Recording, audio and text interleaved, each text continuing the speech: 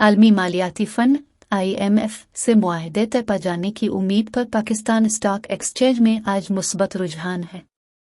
कारोबारी हफ्ते के पहले रोज कारोबार के आगाज से ही स्टॉक मार्केट में तेजी देखी जा रही है। कारोबार के दौरान पाकिस्तान स्टॉक एक्सचेंज का 100 इंडेक्स 1015 पॉइंट्स इजाफे से 41,080 पर पहुंच गया है। गुज़िश्ता कारोबारी हफ्ते के इख्तिताम पर पाकिस्तान स्टॉक एक्सचेंज का 100 इंडेक्स 40,065 पॉइंट्स पर बंद हुआ था। जियो न्यूज़ से गुफ्तगू में माशी तज्जिया निगार अब्दुर्रहमान का कहना था कि हिस्सा बाजार IMF से मुआहदा तय पा जाने की उम्मीद पर मुस्बत है। मुआहदा होने से मईशत पर तवज्जो देने का वक्त मुयस्सर आएगा। IMF प्रोग्राम की बहाली की राह में रुकावटें दूर। ख्याल रहे कि IMF और पाकिस्तान हतमी डील के करीब पहुंच गए हैं, जिसका बाज़ाब्ता ऐलान जल्द मुतवक्के है।